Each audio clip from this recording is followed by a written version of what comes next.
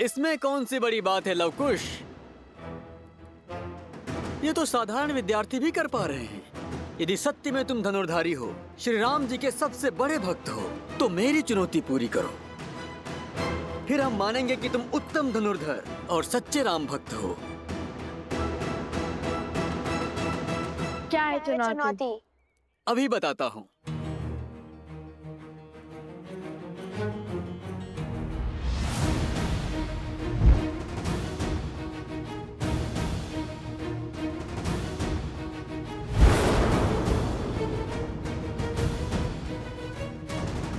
तुम्हें इन मटकों को भेदना है।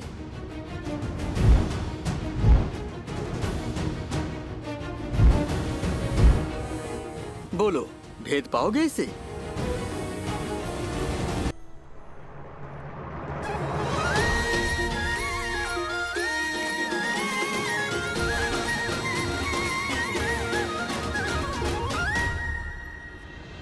इतनी सरल चुनौती?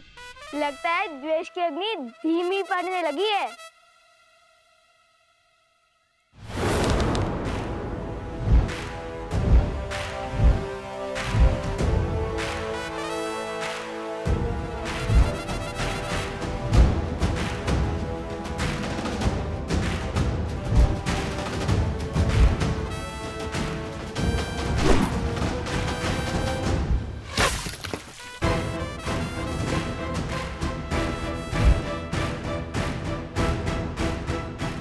बस इतना ही सामर्थ्य है? बंधु, तुम बहुत अधीर हो, पूरी बात नहीं सुनते। चुनौती एक प्रहार से 3 मटकों को फोड़ने की है। स्मरण है ना राम भक्त, किष्किंधा में कैसे रामचंद्र जी ने एक साथ 7 वृक्ष भेदे थे।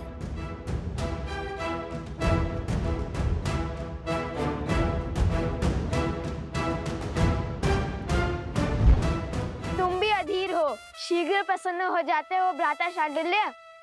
ये चुनौती हम पूर्ण तो करके ही रहेंगे।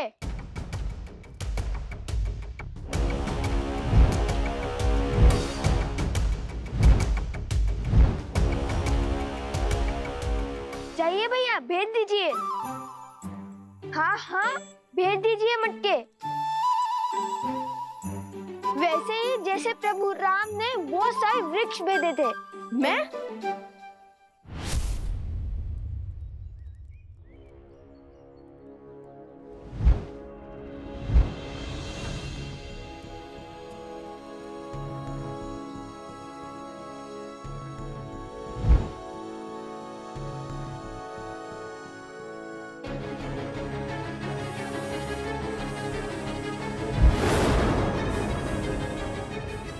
रुको रुको, वहां से नहीं, तीनों मटकों को यहाँ से भेजना है। यहाँ से, जहाँ पे मैं खड़ा हूँ, बाण यहाँ से चलाना है।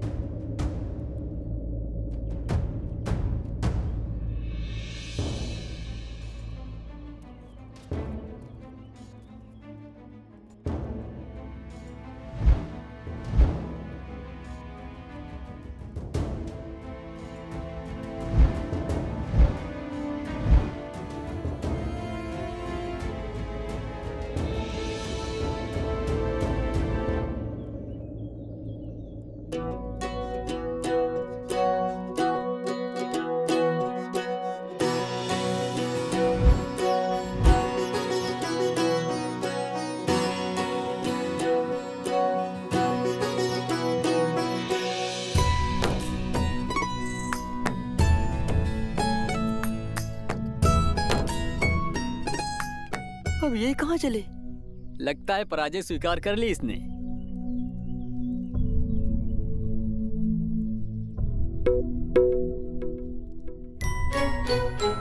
ओह, समझ गया।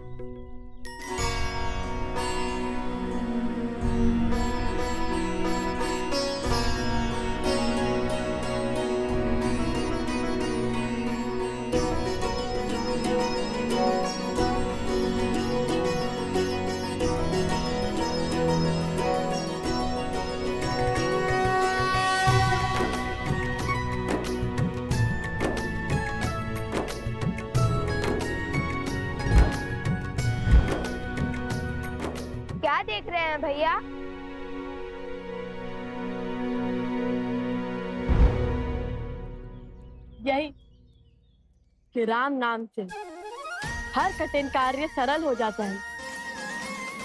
ध्यान से देखो।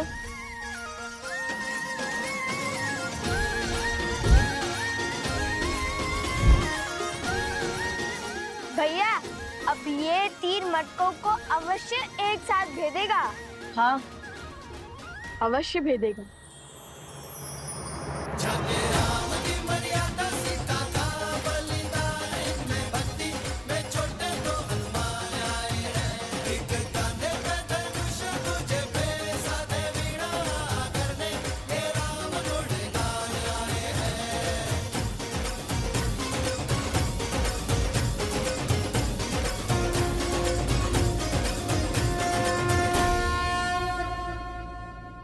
हमारे मित्रों को हमारी राम भक्ति पर संदेह है। जिस राम नाम से पत्थर भी जल पर तैर जाए, उसी राम नाम ने हमें दिशा दिखाई है।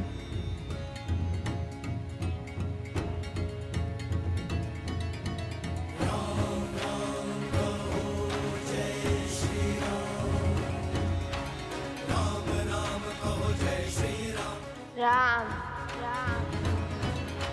सर पे हो रघुवर का हाथ तो हर दुविधा आसान होगी। तुम वीर पुरुष, तुम पराक्रमी, तुम मर्यादा के हो स्वामी। साथ तुम्हारा जिसके साथ तुम संकट हर लो आगामी। मन में है विश्वास तो आकाश में वर्षा करेगा।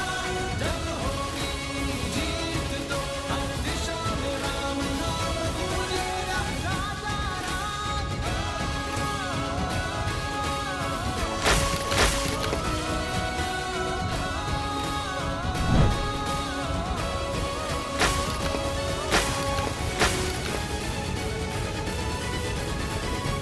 हे प्रभु,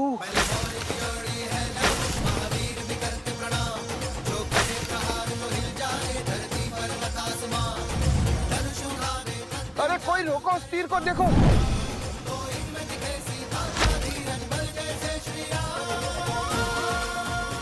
ये क्या हुआ भ्राता?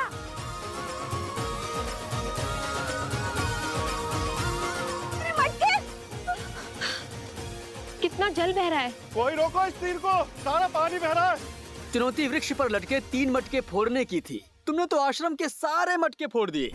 इस अपराध का तो घोर दंड मिलेगा तुम्हें। मैंने क्या, पूरे आश्रम ने देख लिया। सच्चे राम भक्तों का पराक्रम। अब लगता है वन देवी का पराक्रम तुम दोनों पर बरसेगा।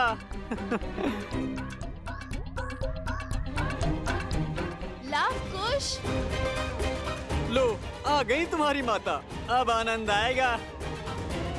अब क्या उत्तर देंगे माता को?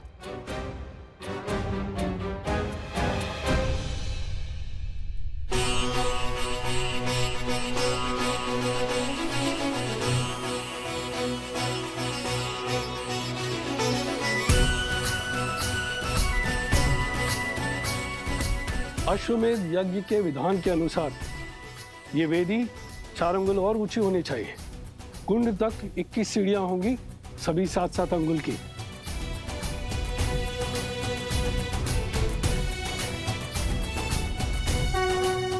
प्रणाम ऋषिवर।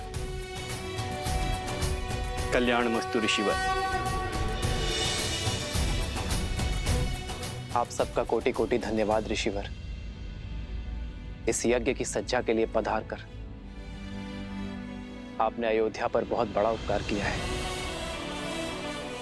ये यज्ञ कौशल राष्ट्र के लिए अत्यंत महत्वपूर्ण है। मुझे विश्वास है ऋषिवर कि आपके सामर्थ्यशील मार्गदर्शन में इस यज्ञ में कोई त्रुटि नहीं होगी। प्रत्येक कार्य विधिवत होगा। ये हमारा सौभाग्य है श्री राम।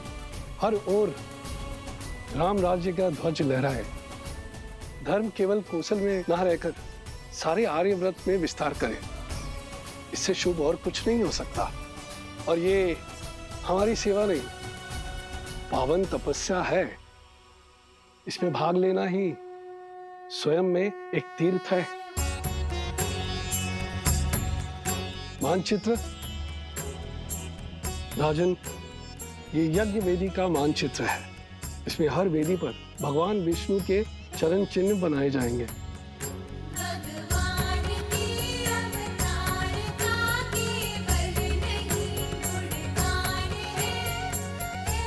आइए।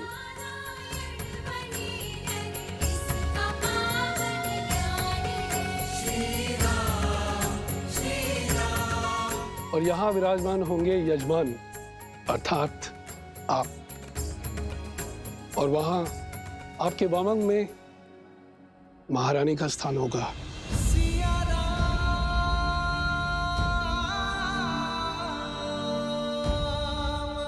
वेदों के अनुसार यज्ञ में यजमान के सपत्नी सम्मिलित होना अनिवार्य है।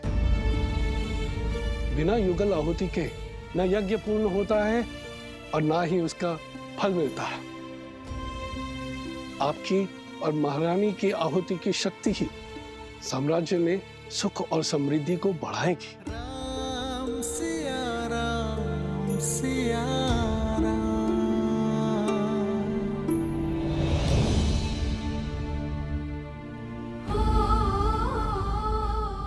देख रही हो वन देवी, उत्पात चरण पर है। इन्होंने आश्रम के सारे मटके फोड़ दिए। इतनी दूर से जल लाए थे, सारा जल बह गया।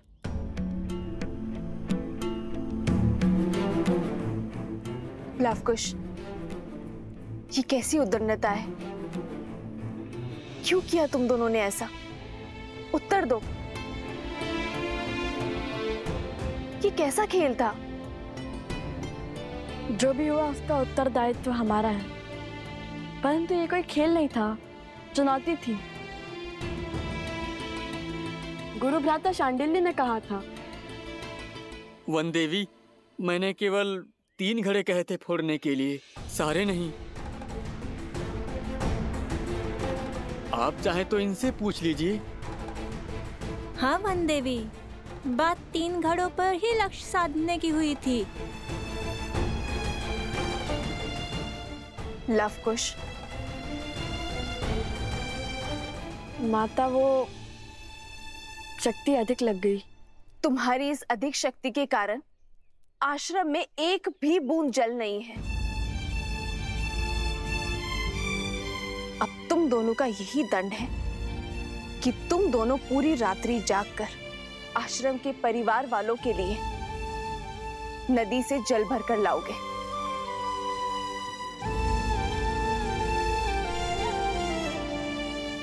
समझे? पर जल लाओगे किसमें? सारे घड़े तो फूट चुके हैं। अब पहले तुम्हें कुम्हार के पास जाना होगा और नए घड़े लेने होंगे।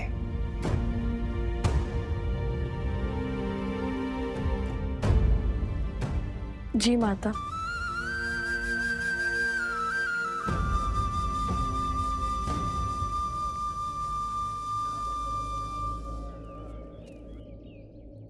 आप चिंतित ना हो देवी।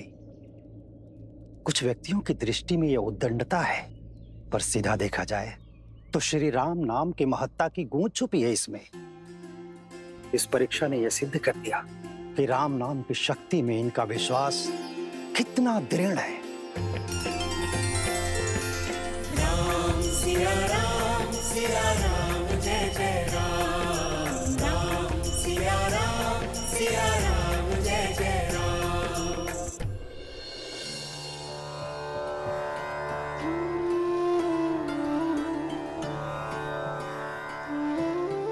ये लो, ये भी ले जाओ। हम तो केवल 3 जीव हैं। इतने अनाज की आवश्यकता नहीं है हमें, इसे सब में बांट दो। और वैसे भी आश्रम पर जो संकट आया है उसके दोषी मेरी संतान ही तो है। किंतु ये कुमुदनी, ये कोई उपहार या उपकार नहीं है, मेरी क्षमा याचना है।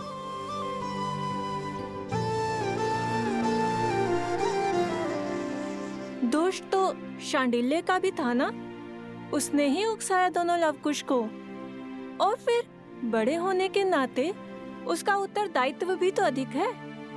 दंड केवल लवकुश को क्यों वन देवी? नहीं कुमुदनी, शांडिल्य का दोष नहीं है, वो तो केवल अपने माता के वियोग से दुखी है। लवकुश को अपनी माता के साथ देखकर कहीं ना कहीं उसके मन में ईर्ष्या होती है, जो कदाचित उसे भी ज्ञात नहीं है। इसीलिए तो वो सदा उनके साथ स्पर्धा करता रहता है। ये लवकुश का कर्तव्य है कि वो शांडिल्य के दुख को समझे, उसे सहानुभूति दे और प्रेम से उसे अपना मित्र बनाए। एक बात कहूं वन देवी, जितनी कठोरता के साथ आप लवकुश को जीवन का पाठ पढ़ाती हैं, वैसे कोई भी माता अपनी संतान को नहीं सिखाते। आप तो उन्हें ऐसे सज्ज कर रही हैं जैसे उन्हें कहीं का राजा बनना है।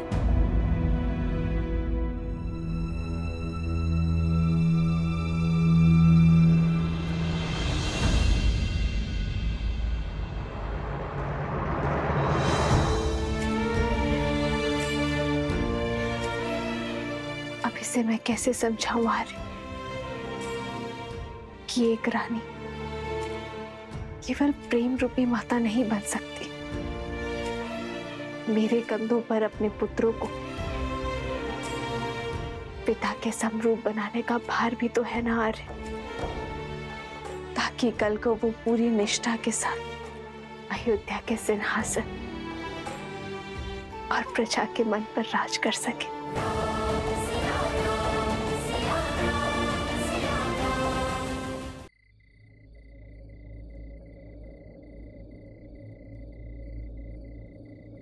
राम।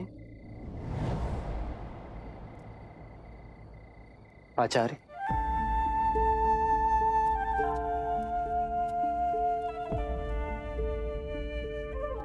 प्रणाम आचार्य। कल्याण। आचार्य, आप रुक क्यों गए? मैं अयोध्या का महाराज बाद में हूं, सबसे पहले आपका शिष्य हूं। मेरे समीप आने के लिए आपको किसी शब्द या अनुमति की आवश्यकता नहीं है। पधारिए। कहिए आचार्य, क्या आदेश? आपके आने का मंतव्य क्या है? विराजी। नहीं राम, तुम्हारा कर्तव्य केवल राज्य की सीमा का विस्तार ही नहीं है, तुम पर राज्य की स्थिरता, शांति, सुख और समृद्धि का भार भी है। और ये वनवासी सा जीवन इस समस्या का समाधान नहीं है वत्स। जानता हूं गुरुवर, इसलिए तो अश्वमेध यज्ञ करवा रहा हूं। यह जानते हुए भी कि बिना पत्नी के यज्ञ संपूर्ण नहीं हो सकता। राम, इस राज को एक सक्षम राजा ही नहीं, सर्वश्रेष्ठ पुत्राधिकारी भी चाहिए। यह भी तुम्हारा ही कर्तव्य है, और उसके लिए तुम्हारे साथ तुम्हारी अर्धांगिनी का होना अनिवार्य है। कहो, क्या होगा इस समस्या का समाधान? क्या दे पाओगे अयोध्या राज को उसकी महारानी?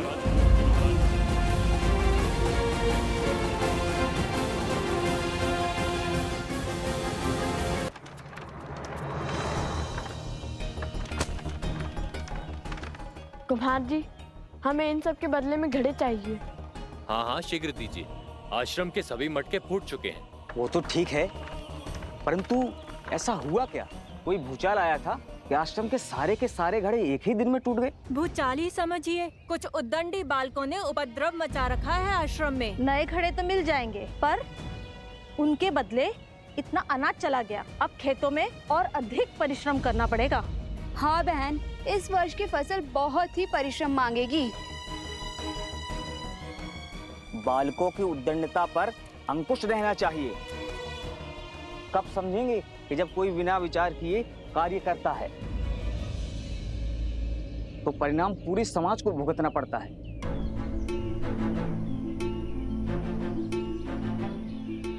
भूल हो गई, आश्रम की बड़ी हानि हो गई। अब सबको आश्रम में हमारे कारण और परिश्रम करना होगा। हमें भी तो नदी तक जाना है और पूरी रात्रि जल भरना होगा। मुझे हमारे परिश्रम की चिंता नहीं है, वो तो हम कर ही लेंगे। मुझे चिंता है माता की, हमने उनका मन दुखाया है। न जाने वो हमें क्षमा करेंगे भी या नहीं।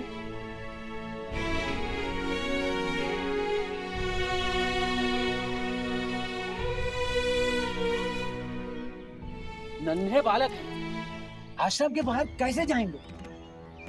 उद्दंडता की है तो दंड तो भुगतना ही पड़ेगा। आश्रम की सीमा को लांघकर घनघोर जंगल में जाना पड़ेगा।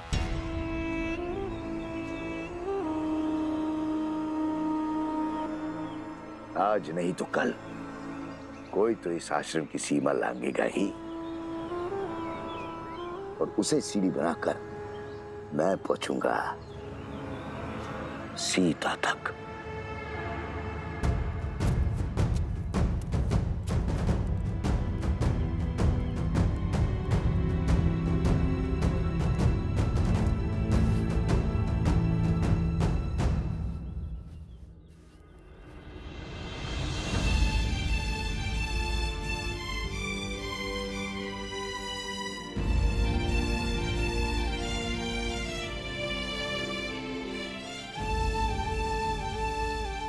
अब ऐसी भूल नहीं होगी माता, हमें आशीर्वाद दे कि हम अपना प्रायश्चित पूर्ण कर सके।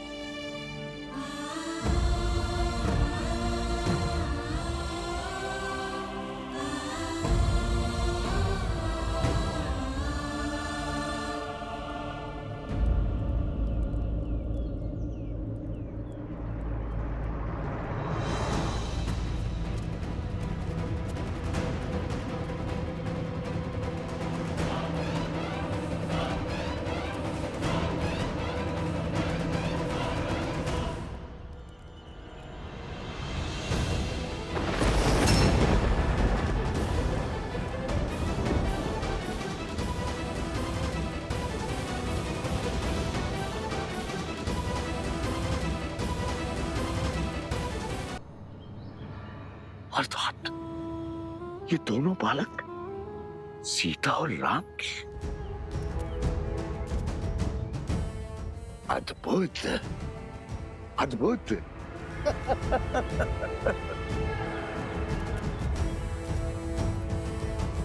12 वर्ष की प्रतीक्षा अंततः समाप्त हुई। आज सीता भी मिल गई और राम को परास्त करने का अस्त्र भी। अब आएगा आनंद। राम राज्य की नींव को राम का ही बीज बिखेरेगा। इसे कहते हैं प्रहार। हाथ भी राम की और काल भी राम का। माता आश्रम में है तो क्या हुआ, पुत्र तो आश्रम से बाहर आ गए। अब यही दो कोमल कोमल बालक मुझे सीता तक बचाएंगे। राम, सिया राम। परंतु भ्राता, जैसे दोषी हम हैं, वैसे दोष धनुष और बाण का भी तो है। 3 मटके को फोड़ने को कहा था, उसने तो सारे आश्रम को जलमग्न कर दिया। धनुष और बाण साधन है कुश, और साधन में बुद्धि नहीं होती। लक्ष्य प्राप्ति के लिए बल और बुद्धि साधक का होता है, इसलिए बुद्धि का उपयोग मनुष्य को ही करना होता है। वाह वाह, ज्ञानी हो भैया। ज्ञानी नहीं, महाज्ञानी हूँ। यदि महाज्ञानी हो तो अपनी बुद्धि का प्रयोग पहले क्यों नहीं किया? सारे मटके तोड़ दो बोल दिया। क्योंकि हमारा मार्गदर्शन राम नाम ने किया था कि लक्ष्य कैसे साधें, और लक्ष्य साधने के लिए शक्ति उतनी ही लगनी चाहिए जितनी उसकी आवश्यकता हो। और यही सीख श्री राम का नाम लिखे बाण ने हमें बाद में दी है। मार्ग तो वो बताते हैं, हम तो केवल अनुभव से सीखते हैं।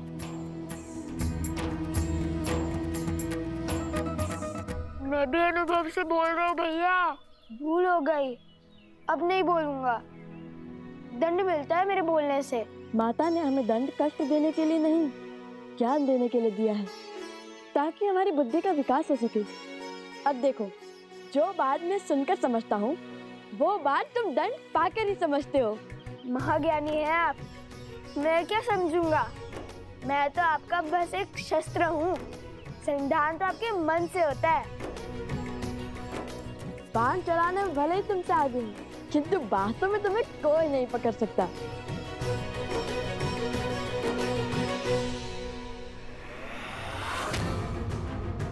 सीता तक पहुंचना है तो उसके पुत्रों को वश में करना होगा। आपके उत्तराधिकारी धर्म और कर्तव्य के पथ के लिए सच हो रहे हैं आर्य। दोनों जितने नटखट हैं उतने ही पराक्रमी भी हैं। अपने पिता की मर्यादा और पूर्वजों के मान का भार उठाने के लिए शीघ्र ही तैयार होंगे आपके लवकुश।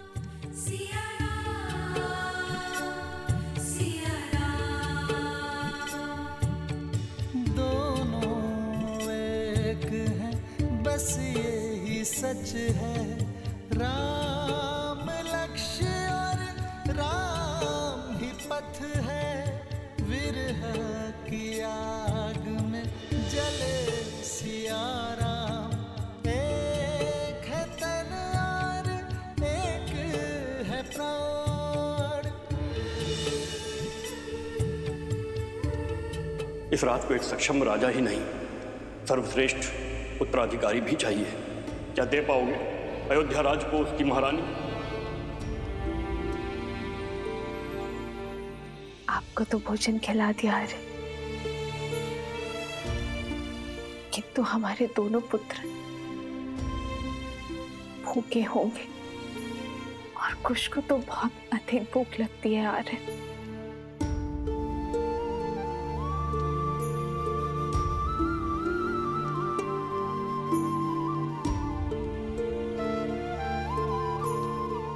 माना संतान की दिशा और दशा माता की कठोरता निर्धारित करती है, किंतु फिर भी उन्हें इस समय वन में भेजना उचित नहीं था। वन देवी,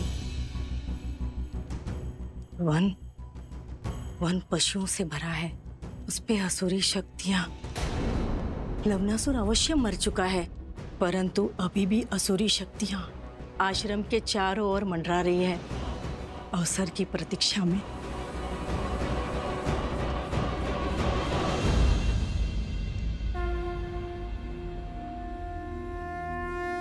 गणेश, पूछो पुत्र, क्या प्रश्न है मन में? यज्ञ तो मन की, राज्य की, समाज की शांति के लिए किया जाता है ना? फिर उसमें बैठे राजा के लिए पत्नी का साथ क्यों अनिवार्य है? श्री राम तो स्वयं नारायण है, वो यज्ञ से नहीं, यज्ञ उनसे पवित्र हो जाएगा ना? ये बताओ गणेश कि जीवन का आधार क्या है? संतुलन। तुम्हारा उत्तर सर्वथा उचित है गणेश।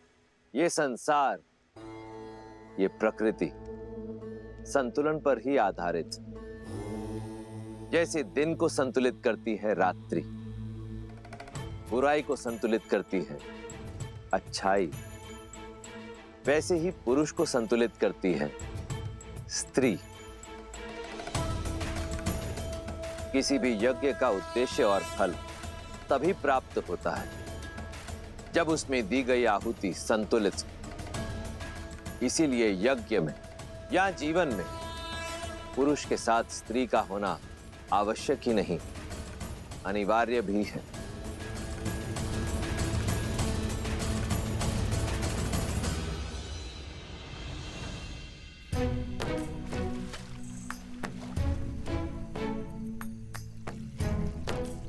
ये क्या कर रहे हो कुश? छोटे से बड़े में क्यों डाल रहे हो? समय व्यर्थ कर रहे हो। समय व्यर्थ नहीं भैया, जल की मात्रा की गिनती का माप बना रहा हूँ। माप है तो सही, चट्टान, सिर, पाँव, मुंड। नया माप भ्राता, नया माप। नया माप का समय है और नई उसकी आवश्यकता। तुम समय व्यर्थ कर रहे हो। पात्र भरो, हम यहाँ दंड स्वरूप आए, जल क्रीड़ा करने नहीं। क्या भैया, दंड तो पूरा कर रहे हैं ना। अब ऐसा भी बंधन नहीं था कि दंड भोगते भोगते थोड़ा सा आनंद और अभ्यास भी ना किया जाए। अभ्यास ठीक है, परंतु आनंद करने में यदि समय व्यर्थ करोगे तो कैसे होगा? अभी हमें सरोवर से आश्रम के कितने चक्कर लगाने हैं। जब हम चक्कर लगाएंगे तब मैं अंतर मापने का नया तरीका खोजूंगा।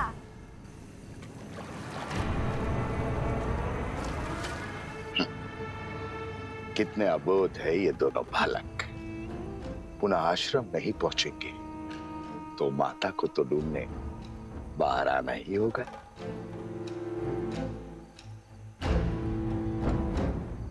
शीघ्र मिलते हैं बालकों।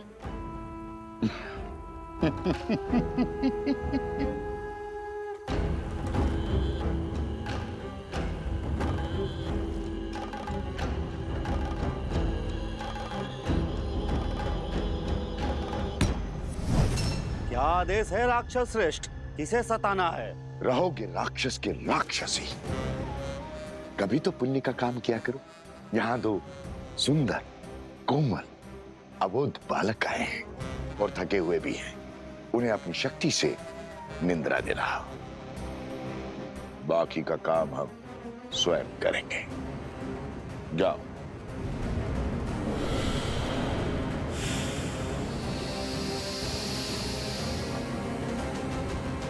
पच्चीस, 26,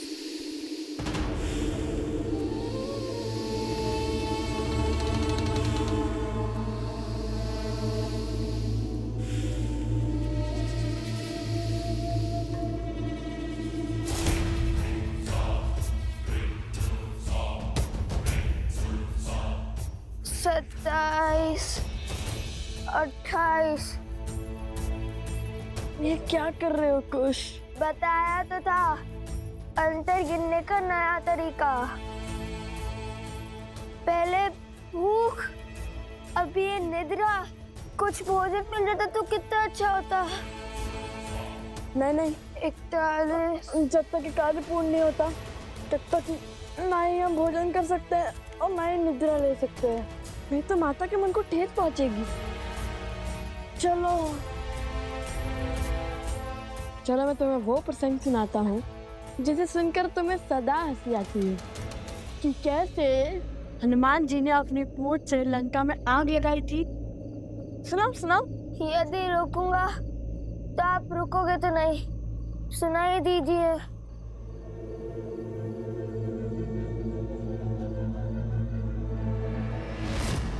कुछ संभाल के चलो।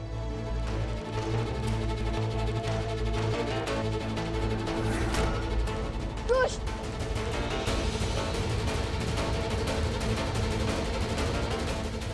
बस अब ये बड़ा बालक भी सो जाए। कुश जागो, ये सोने का समय नहीं है। उठो कुश।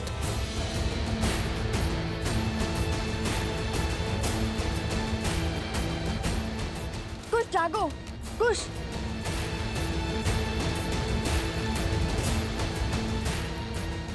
कुश जागो।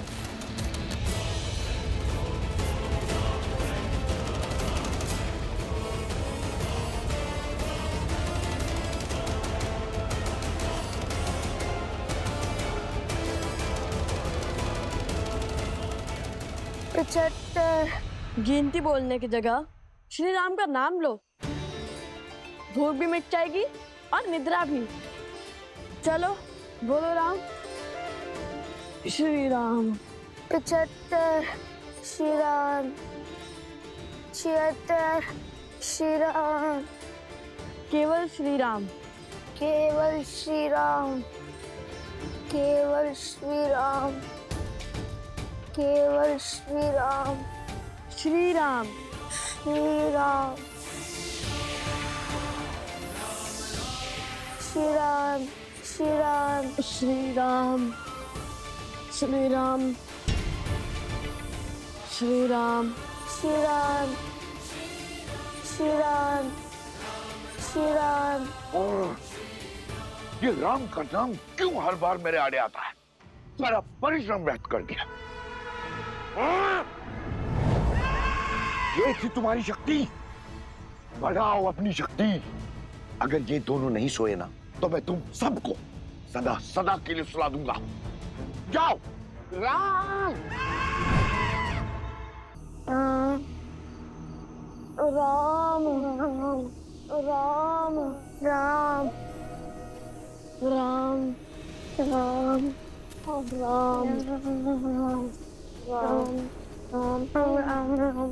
राम राम राम राम।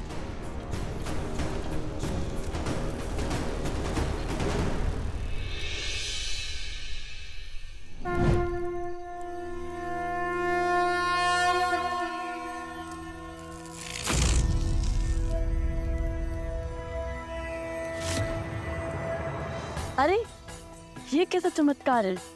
आश्रम में प्रवेश करते ही निद्रा छूमंतर हो गई। लग रहा है जैसे निद्रा आ ही नहीं रही थी। अरे तुम जल ले भी आए?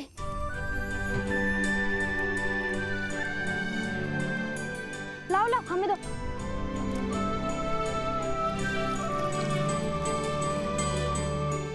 तुम दोनों ठीक तो हो ना? बहुत वीर हो।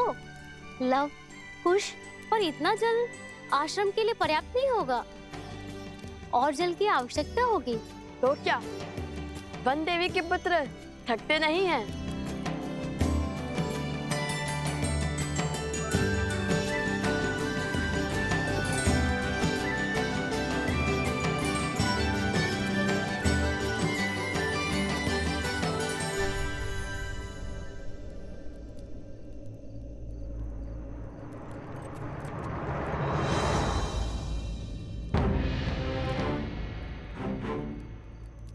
ये कैसा चमत्कार है।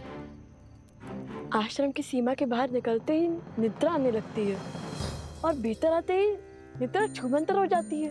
बात तो उचित है भैया, लेकिन अब क्या करें? केवल श्री राम का नाम लेते हुए ही आगे बढ़ते रहे क्या? नहीं नहीं, हम राम भक्त हैं। हम वो करेंगे जो श्री राम करते, अपने ज्ञान और अपनी बुद्धि का प्रयोग। और मेरे ज्ञान के अनुसार ये कोई असुरी माया है जो आश्रम के भीतर प्रवेश नहीं कर पा रही।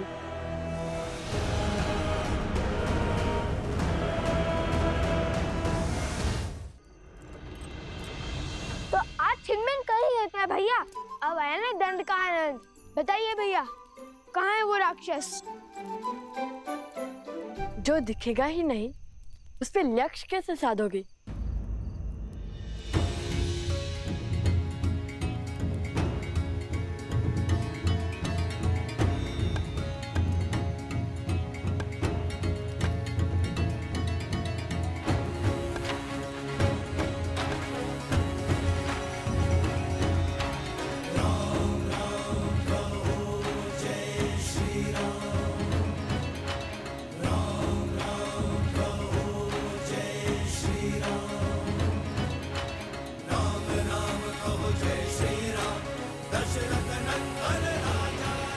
अब समझा, गुरुदेव ने एक बार बताया था घाट के पात्र में 5 वेदों का वास होता है और उस पे श्री राम का नाम तो और पवित्र और सशक्त बना देगा। इसमें माया प्रवेश नहीं कर सकती लव भैया। लव भैया, उचित समय पर उचित पद स्मरण आता है आपको, इसलिए तो मैं आपका अनुसंधान करता हूँ।